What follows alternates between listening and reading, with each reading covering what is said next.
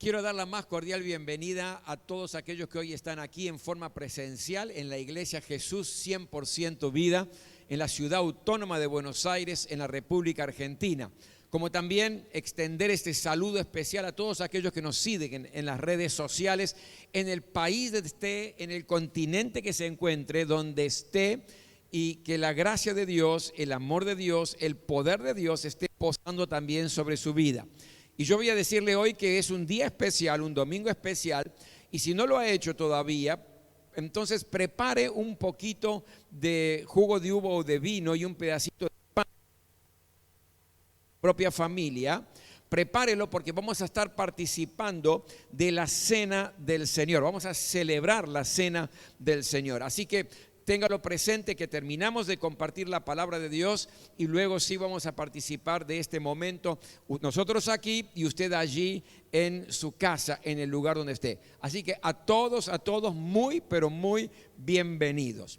Hoy tengo una palabra muy importante que quiero compartir con ustedes y que creo que tiene que ver mucho con la actualidad de lo que se está viviendo en la vida en general. Y he titulado esta palabra Sanando las heridas del alma. Vamos a abrir la Biblia en el libro de Salmos, capítulo 31. Salmo 31. Usted también allí en su casa busque su Biblia o donde tenga usted la lectura de la palabra, quizás en la computadora, en la tablet o en el celular, donde sea. Salmo 31. Y voy a leer los primeros 5 versículos, pero luego voy a referirme a todo el Salmo y explicar desde la perspectiva bíblica cómo uno puede realmente sanar las heridas del alma. Dice así Salmo 31, del versículo 1 en adelante. En ti, Señor, busco refugio. Jamás permitas que me avergüencen. Por tu justicia, líbrame. Inclina a mí tu oído y acude pronto a socorrerme. Sé tú mi roca de refugio, la fortaleza de mi salvación. Guíame, pues eres mi roca y mi fortaleza. Dirígeme por amor a tu nombre. Líbrame, porque tú eres mi refugio. En tus manos encomiendo mi espíritu. Líbrame, Señor, Dios de la verdad. Hasta aquí la lectura de la palabra de Dios. Permítame orar. Señor, gracias porque hemos podido exaltarte, reconocer tu dignidad, tu señorío sobre nuestras vidas. Y gracias por tu palabra, porque tu palabra es la que nos fortalece, nos llena de fe, nos capacita para enfrentar las dificultades y vencerlas en el nombre de Jesús. Yo te ruego en esta hora, Señor, que nos des sabiduría y discernimiento espiritual para entender tu palabra hoy y que sea efectiva para nuestras vidas.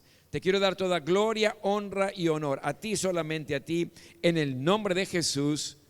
Amén.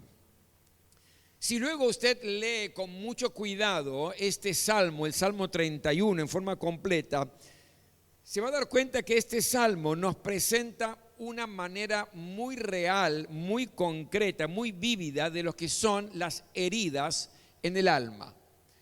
Permítame definir este tema de heridas en el alma. ¿Qué es el alma? El alma está compuesta por nuestros pensamientos, está compuesta por nuestros sentimientos y nuestra voluntad. Eso es el alma, es nuestra vida interior. Y las heridas en el alma son situaciones donde los pensamientos se distorsionan, donde los sentimientos, nuestros sentimientos son lastimados, heridos, entristecidos, y nuestra voluntad es desvirtuada, es decir, frente a las presiones de los pensamientos y los sentimientos que están entremezclados, tomamos decisiones erradas, tomamos decisiones equivocadas porque nuestra voluntad se ha desvirtuado y se ha distorsionado. Por lo tanto, cuando hablamos de heridas en el alma, estamos hablando de esto. Y David escribió este salmo cuando estaba siendo perseguido por el rey Saúl. Nos cuenta en este salmo, en todo el Salmo 31, cómo estaba su alma atravesada por heridas. Y nos dice también y nos explica que había 4 niveles en que su alma estaba siendo atacada para ser herida y de esta manera no podía disfrutar una vida plena y una vida abundante.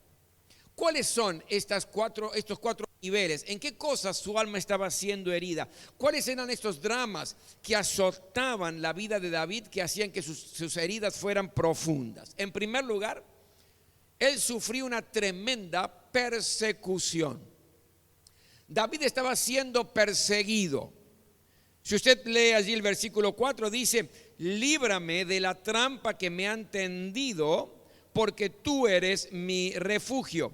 En el versículo 8, la primera parte dice: no me entregaste al enemigo. Por lo tanto, aquí David, el personaje que está escribiendo este salmo, se sentía absolutamente perseguido porque le está pidiendo a Dios que lo libre de esa situación. Al punto tal que la opresión del enemigo era tal que había una especie de conspiración. Porque mire lo que dice el versículo 13, dice: se han confabulado contra mí y traman quitarme la vida. No era algo simple. Esta persecución era una persecución cruenta, era una persecución con el fin de dañarlo, de lastimarlo. Por esa razón, en un momento en el Salmo él dice esto: Señor, en ti busco refugio. Acude pronto a socorrerme. Sé mi roca protectora, le dice a Dios, la fortaleza. Mis enemigos me asedian, me perturban. Ten misericordia de mí, líbrame. Está hablándole al Señor, diciéndole: la persecución que estoy sufriendo es terrible y no puedo disfrutar la vida. Estoy lastimado por dentro. Este es el primer gran problema que tenía David, el autor de este salmo. Personas que se levantaban en su contra, que no estaban de acuerdo con él, que de una o de otra manera lo estaban persiguiendo para dañarlo. Y su alma estaba herida por estas persecuciones. Y yo creo que nosotros podemos pasar por estos dramas muchas veces en la vida. Podemos sufrir heridas en el alma por persecuciones. No necesariamente son persecuciones físicas, como en el caso que tenía David, pero pueden ser sí persecuciones psicológicas. Ese patrón arbitrario que por más que se esfuerza a hacer las cosas bien y de la mejor manera, siempre está mal. Y le presente lo que le presente, con sacrificio, con esfuerzo, siempre le va a encontrar que las cosas están mal hechas. Y eso es una herida porque se siente perseguido psicológicamente. O ese marido por allí un poco déspota, ¿no? Ese marido que se comporta como un tremendo tirano dentro de la casa, como un machista tirano que se tiene que imponer lo que él dice, y eso duele en lo más profundo. O la persecución de ese familiar incisivo que no para de demostrarnos siempre nuestros errores y encuentra la manera sutil de hacernos sentir mal y nos sentimos perseguidos por eso. O por ahí ese amigo envidioso, ese amigo que menosprecia nuestros triunfos, pero festeja las derrotas que tenemos, aunque parece mental, pero en realidad por dentro la está festejando. Es decir, persecuciones psicológicas que están lastimando nuestra alma, que están hiriendo el alma. O pueden ser persecuciones aún espirituales. Usted sabe que grandes hombres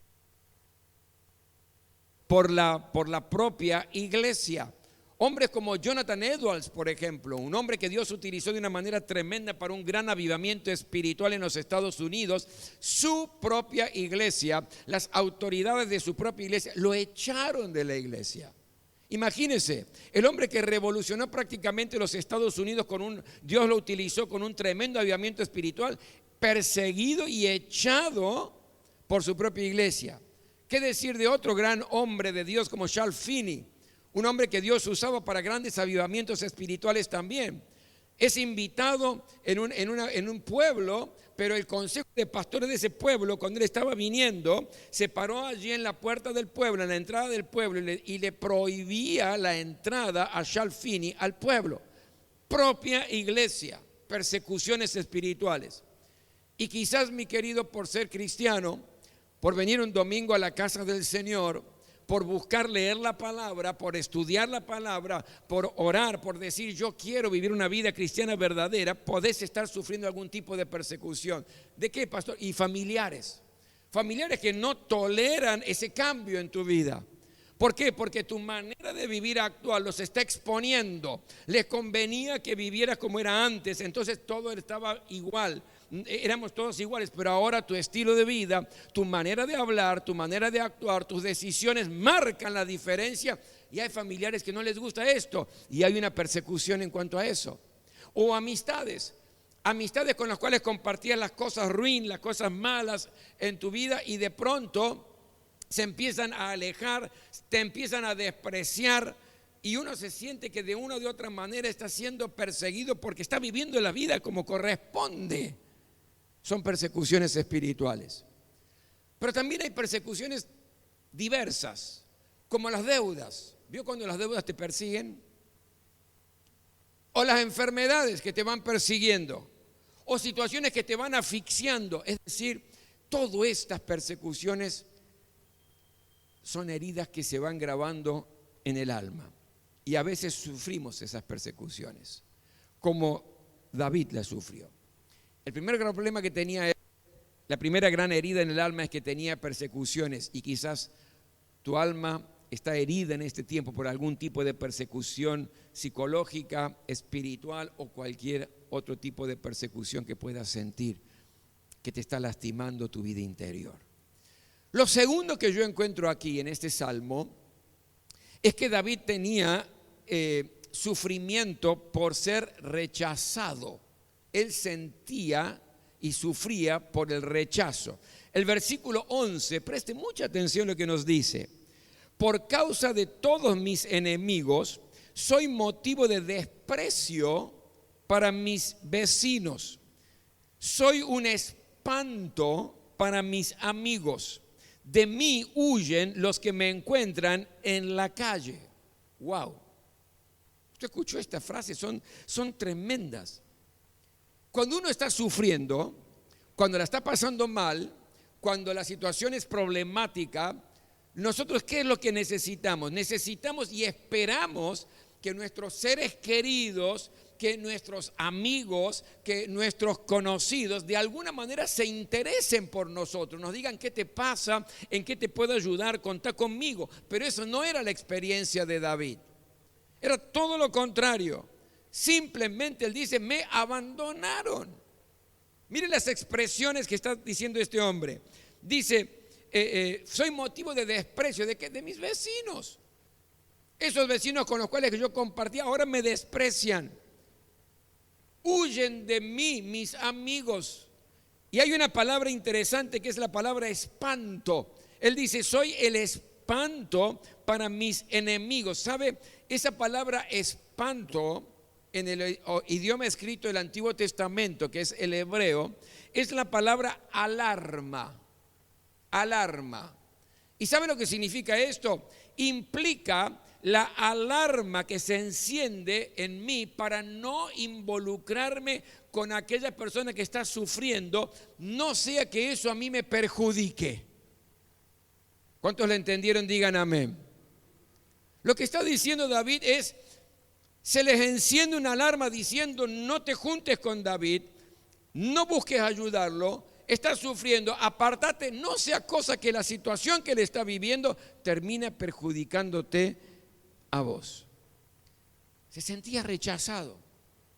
Pero yo creo que la mayor expresión de rechazo que él siente está en el versículo 12, donde hace una declaración dolorosa, producto de un corazón que está destrozado, que está desanimado, que está destruido, desalentado. Y mira lo que dice: me han olvidado como si hubiera muerto. Soy como una vasija hecha pedazos. Presta atención a esa declaración. Está diciendo David, en medio del dolor, en medio del sufrimiento, en medio de la persecución, lo rechazan de tal manera que dice, se olvidaron de mí. ¿Quién? Los que me rodean. Mis vecinos, mis amigos, mis compañeros, la gente que está a mi alrededor. estoy como si estuviera muerto para ellos. Y luego uso una expresión más dura, soy como una vasija hecha pedazos. ¿Qué hace usted con una vasija hecha pedazos? ¿Qué hace? ¿La tira dónde? A la basura. Lo que está diciendo David aquí es, me rechazan de tal manera que soy como un desperdicio que tiran a un tacho de basura. Qué cruel el rechazo, ¿verdad? Por eso David, por un lado lo están persiguiendo, pero por otro lado siente un tremendo rechazo y abandono de aquellos que podrían estar con él. Y yo creo que usted y yo también podemos sufrir alguna cosa de estas en nuestra alma y sentirnos rechazados en algún momento o en alguna oportunidad. Hijos que se pueden sentir rechazados por sus padres, porque los padres no tienen tiempo para estar con ellos, porque siempre prefieren al otro hermano o a la hermana, porque todos los cariños son para el otro, porque todos los beneficios son para el otro, y vos no sos como tu hermano inteligente, vos no sos como tu hermana capaz que mirá las cosas que logró, vos no lograste nada. Y wow, y eso hiere, ¿verdad? Eso duele. Hijos que se sienten rechazados por los padres porque no era un hijo deseado, porque no era esperado. Pero también puede haber padres que se sienten rechazados por los hijos. Y ese también duele profundamente. ¿Por qué? Porque se equivocaron y cometieron errores en su función de padres. Nadie nace sabiendo, ¿verdad? Y como padres también se pueden equivocar, claro que sí. Y nos podemos equivocar, claro que sí. Pero a veces genera el rechazo de los hijos para con los padres. O por ahí el rechazo porque hay hijos que se avergüenzan de sus padres por las limitaciones intelectuales que tiene. Claro, se esforzaron trabajando, haciendo horas extras constantemente para que su hijo se recibiera y fuera un profesional. Pero una vez que llegó a ser un profesional y se avergüenza porque su padre no terminó la primaria. Y se come las heces y habla todo mal. Entonces, ¿cómo lo voy a llevar a esa fiesta con mis compañeros? ¿Cómo voy a presentar a mis padres en el círculo donde yo me muevo? Y hay padres que se sienten rechazados por los hijos. O hay personas que se sienten rechazadas simplemente porque tienen problemas para comunicarse. No tienen carisma, no tienen una charla atractiva que atraiga realmente, cautivante. Entonces se esfuerzan por ganar amigos, se esfuerzan por ganar gente y ser oídos, por llamar la atención, pero siempre terminan pasando desapercibidos. Y nadie se da cuenta si están o no están. Y eso produce un dolor tremendo en el alma, porque es un rechazo muy fuerte. Entonces, a veces podemos estar pasando situaciones donde nos sentimos rechazados de una o de otra manera, y esto hiere el alma. El tercer problema que tenía David, que tenía su alma herida, es porque sentía una profunda angustia. En el versículo 9 y versículo 10, mire lo que dice: tenme compasión, Señor, que estoy angustiado. El dolor debilita mis ojos, mi alma y mi cuerpo. La vida se me va en angustias y los años en lamentos. La aflicción está acabando con mis fuerzas y mis huesos se van debilitando.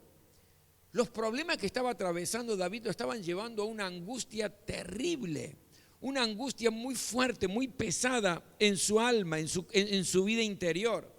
Y hay dos tremendas declaraciones que él hace aquí en estos versículos, que son revelados en este versículo. Que la angustia que él estaba teniendo por la situación que vivía le afectaba a su salud física. Estaba somatizando el problema a través de su físico. ¿Por qué? Porque dice que tenía dolor de huesos, ese cansancio, debilidad en el cuerpo. ¿Nunca le pasó eso?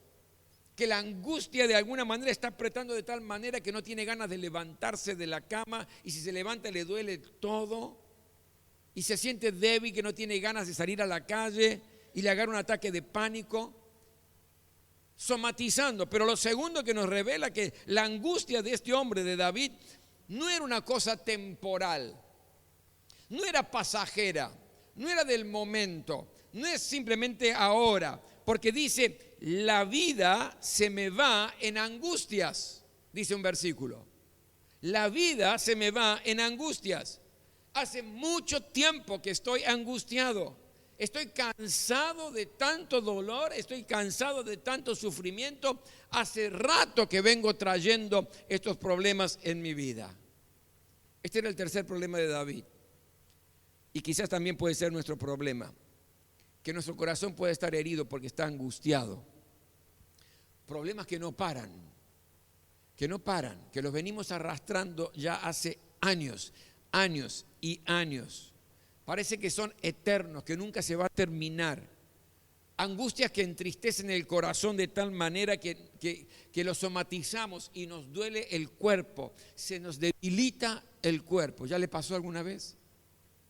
Duele, ¿verdad? Y duele profundamente. Y el cuarto problema que tenía David es que sufría culpa. Se sufría por la culpa. Su alma no solamente estaba herida a causa de los enemigos que estaban produciendo todo este descalabro en sus pensamientos, en sus sentimientos y en su voluntad, sino que también era producto, estas heridas, de sus propios pecados, de sus errores, de sus equivocaciones, de sus iniquidades, nos dice la palabra. Y yo creo que también podemos tener el alma herida porque hemos errado, porque nos hemos equivocado, por nuestras propias culpas.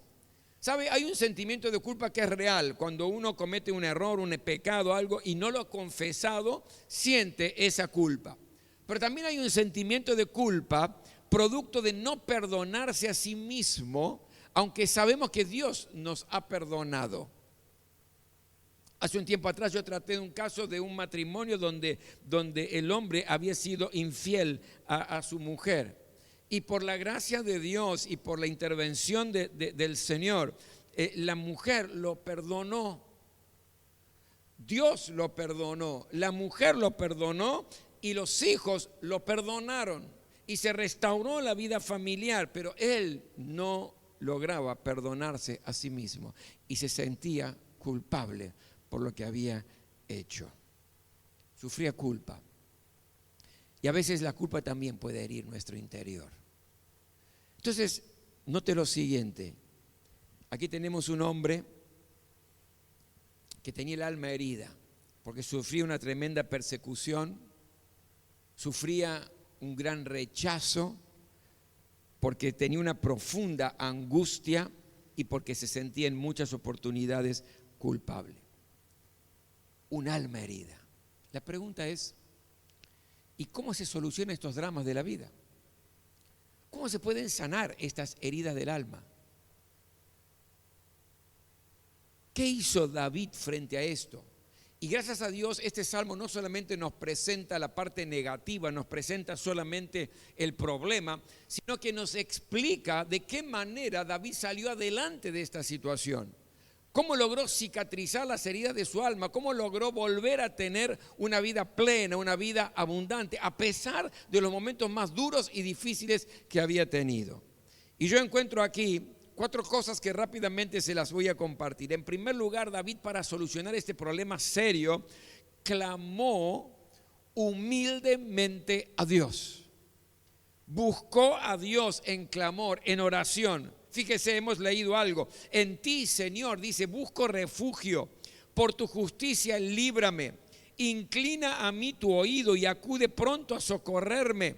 Sé tú mi roca de refugio, la fortaleza de mi salvación. Guíame, pues eres mi roca y fortaleza. Líbrame de la trampa que me han tendido, porque tú eres mi refugio. Líbrame, Señor, Dios de la verdad. ¿Qué está diciendo aquí David a Dios? Le está diciendo, Señor, yo no puedo salir con mis propios argumentos. Mi experiencia no es suficiente, mi fortaleza interior y mi carácter, que es fuerte, pero no alcanza. Las heridas en el alma están muy profundas, están duras y estoy sufriendo. Necesito, Señor, de ti. Mis fuerzas en realidad se desvanecen. No confío en mi experiencia, no confío en mi historial. solo confío en tu gracia. Solo confío en tu misericordia, solo confío en tu intervención en mi vida, que seas tú el que cicatrice las heridas de mi alma, el que me fortalezca para poder enfrentar cada situación difícil que estoy atravesando. Lo primero que hizo David y lo primero que usted y yo tenemos que hacer si nuestra alma está herida de alguna o de otra forma es clamar a Dios, es reconocer que solos no podemos, que no logramos hacerlo, que no vamos a poder autocicatrizarnos las heridas del corazón, las heridas del alma, que no tenemos la suficiente ni experiencia ni fortaleza para decir, no necesito a Dios, lo hago yo, porque si lo pudiera hacer lo hubiera hecho y no estaría sumergido en angustia, no estaría sumergido en tristeza ni en dolores. ¿Me está siguiendo, verdad? Entonces, lo primero, si yo quiero solucionar y sanar esta alma que está lastimada, herida, angustiada, que me siento o rechazado o perseguido o lo que sea, o culpable, es decirle, Señor, te necesito. Necesito que intervengas en mi vida y en esta situación en forma particular. Te necesito, Dios. Lo segundo que yo veo que hace David aquí es recordó la ayuda de Dios en el pasado. En medio del dolor que está atravesando David, ¿qué hace? Recuerda las intervenciones de Dios en su vida, que en el pasado siempre Dios estuvo con él. Tú me has redimido, ya lo había salvado en otras oportunidades. ¿Y por qué sirve esto? Sirve para decir, si Dios lo hizo una vez, lo va a volver a hacer. Así como me sanó, me va a volver a sanar. Así como me liberó, me va a volver a liberar. Así como estuvo conmigo, va a volver a estar conmigo. No está abandonado por Dios. Ya lo hizo una vez o varias veces y lo volverá a hacer. Por eso cuando estamos pasándola mal, recuerde de cuántas cosas ya Dios intervino en su vida. Cuántas bendiciones usted recibió. Cuánto de su gracia usted recibió. Cuando esté por allí en una situación donde el alma esté herida y esté lastimada, recuerde que ya Dios en otra oportunidad ya lo sacó, ya lo sanó, ya lo transformó, ya lo levantó, ya le mostró que había un futuro maravilloso, ya le renovó la esperanza, ya su fe creció. Por lo tanto, lo segundo importante es que recuerde que Dios ya intervino en varias oportunidades en su vida y lo va a volver a hacer. Si Dios ya te ayudó, te va a volver a ayudar. Lo tercero, y esto es muy interesante, clamó para que el nombre de Dios sea restaurado. En el versículo 3, la segunda parte, mira lo que nos dice: dirígeme por amor a tu nombre. El problema lo estaba teniendo él, el problema lo estaba teniendo David. Pero ¿qué dice el Señor? Dirígeme, ayúdame por amor a tu nombre. David le estaba pasando mal, estaba confundido, estaba sufriendo, pero era un hijo de Dios. Creía en Dios, dependía de Dios y representaba a Dios. Representaba al nombre de Dios, a la fama de Dios. Y esto es muy importante.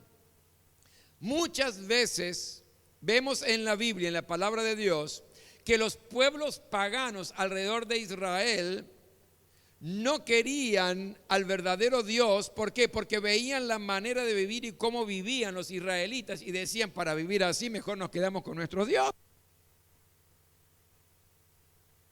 El pueblo de Dios era el representante de Dios, era la fama de Dios.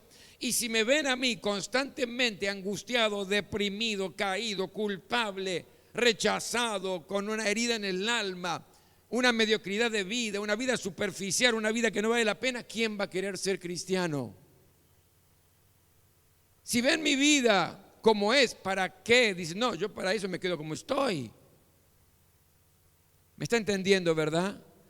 Por eso David lo que está diciendo, Señor, por amor a tu nombre, a tu fama, a lo que tú haces en la vida de la gente, que las transformas, que las bendices, que las levantas, que le das un sentido de alegría, de gozo, por amor a tu nombre y a tu fama, Señor, ayúdame y guíame. para que mi testimonio sea un testimonio poderoso y fiel. Y por último, ¿qué es lo cuarto que hace David? Hace una entrega total de su vida a Dios.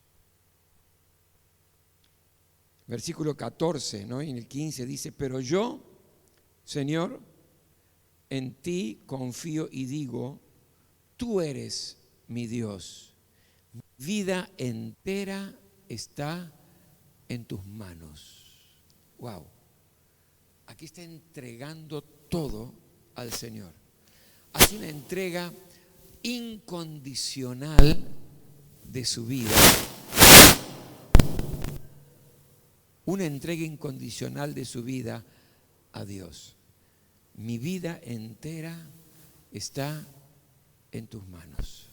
Poder lo vas a hacer, lo vas a hacer. Fue traicionado, tomó pan y después de dar gracias lo partió y dijo, este pan es mi cuerpo que por ustedes entrego. Hagan esto en memoria de mí. De la misma manera, después de cenar, tomó la copa y dijo, esta copa es el nuevo pacto en mi sangre. Hagan esto cada vez que beban de ella en memoria de mí.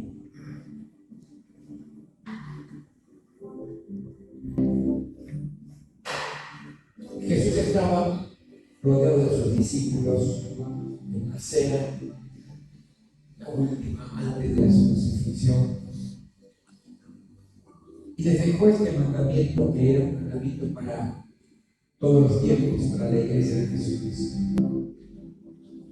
celebrar y recordar su crucifixión, pero su resurrección también. Y tomó pan, explicándoles: este es mi cuerpo, es por ustedes me entregados. Por este cuerpo que iba a ser llagado, lastimado, herido, ustedes van a tener sanidad, van a disfrutar una vida plena, una voluntad sujeta a la voluntad de Dios. Por este cuerpo, por cada llaga, va a emanar la bendición para sus vidas. Por eso, cuando celebramos la cena del Señor, hay un poder vigente que tenemos que apropiarnos por fe. En primer lugar, apropiarnos de la sanidad, porque ella pagó el precio. Apropiarnos de la paz, que no es ausencia de conflicto o de problemas, sino es paz en medio de las dificultades de la vida de los presentes. Es la paz que Dios nos promete, una paz profunda, que no se logra entender, pero sí se logra disfrutar. Y apropiarse de un corazón dócil a la voluntad de Dios, porque nos quita toda la rebeldía y toda rebelión en nuestra vida. Por eso, cuando usted participe del pan que representa el cuerpo de Jesús, si está enfermo, declare sanidad. Dígale: gracias, Señor, porque soy sano en el nombre de Jesús. Ya pagaste el precio. Ya pagaste el precio para que yo sea sano. Si está atravesando por tormentas en la vida, declare que es la paz de Dios que sobrepasa todo entendimiento, que toma ahora dominio de mi vida. Y por más que el problema está allí, yo tengo paz en mi interior. Y si hay por allí alguna rebeldía, alguna rebelión, algo que usted no vio, porque somos rebeldes naturalmente, dígale: Señor, yo quiero sujetar mi voluntad a la tuya. Quiero tener un corazón dócil a ti. Cuando usted participa del pan, que el poder sobrenatural del cielo, que emana de la cruz, descienda sobre su vida. Vamos a dar gracias al Señor.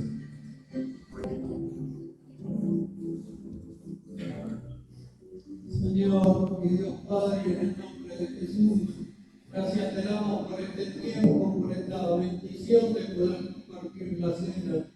Pedirte en esta hora que perdones nuestros pecados, que nos libres de todo lo que no venga de ti, para que podamos ser un canal de bendición en este tiempo, para que podamos compartir el pan y ser bendecidos. Señor, quita todas las heridas de nuestro corazón, quita toda enfermedad, todo pecado, todo lo que no te guste, límpianos en esta hora, Señor. Y ayúdanos a hacer tu voluntad y a caminar tu camino. Compartimos el pan en esta hora, dándote la gracia, la gloria y la honra a ti, en el nombre que es sobre todo nombre, en el nombre de Jesús. Amén. Usted bendiga un pedacito de este pan, tenga en su mano. Vamos a ponernos de pie. Antes de participar, en fe declare el poder de la cruz sobre su vida, en sanidad, en paz, en un corazón. Vamos a participar.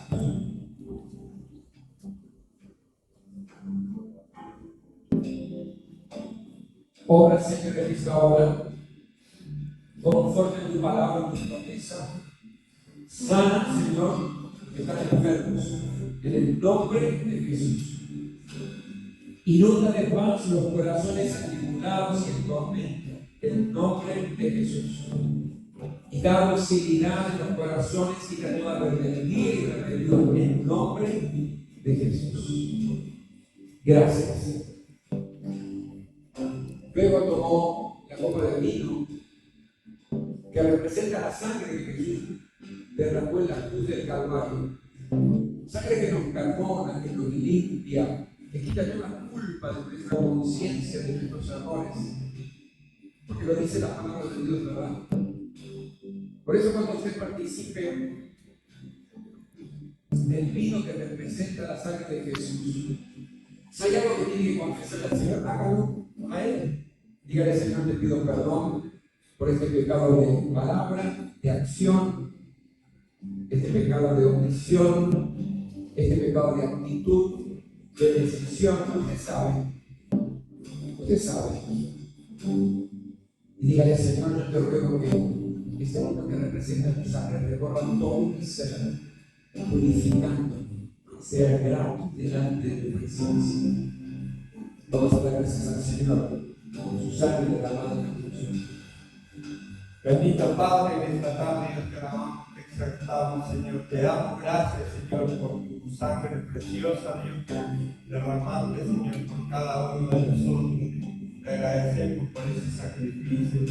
Te damos tantas gracias, Señor. Y en esta tarde, Dios, te entregamos, Señor, todo lo que está mal delante de ti, Señor, para que esa sangre nos limpie, Señor, nos perdone, para que podamos ir, Señor, en esta tarde sin mancha, sin pecado, Dios.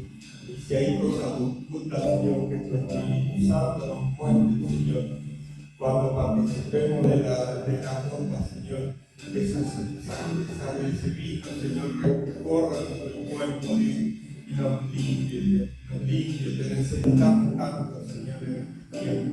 Necesitamos tu presencia, necesitamos tu Espíritu. Necesitamos limpiarnos, Señor, de cosas del pasado, del presente, Señor, de heridas, Señor, que marcó nuestros corazones, Señor. Por eso, Señor, en esta tarde te exaltamos, Señor, por ese sacrificio y te damos gracias, porque hoy es la oportunidad, Señor, donde podemos ir mejorando cada día más, Señor. Te agradecemos y te damos toda la gloria en el nombre poderoso de Cristo Jesús. Amén. Amén.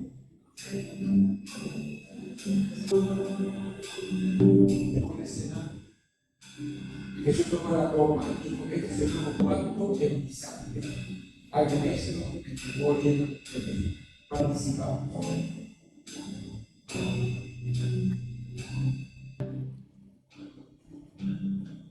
Gracias, Señor, porque extiendes el manto del perdón sobre nuestras vidas. Gracias porque todo pecado es perdonado por la sangre derramada de Jesús en la cruz y toda conciencia limpia de culpa. Porque cada vez que comen este pan y beben de esta copa, proclaman la muerte del Señor hasta que Él venga. Jesucristo murió en la cruz del Calvario y luego fue sepultado, pero al tercer día la muerte no pudo con Él y resucitó de entre los muertos. Y luego ascendió a los cielos y hoy está sentado a la diestra del Padre, abogando, dice la palabra, por nosotros, esperando la orden de Dios para venir nuevamente por segunda vez y buscar a su iglesia y presentársela a sí mismo sin mancha y sin arrugar. Y saben, yo tengo a Cristo en mi corazón, por lo tanto yo sé que cuando Cristo venga me voy con Él. ¿Cuántos se van con Él aquí? Poder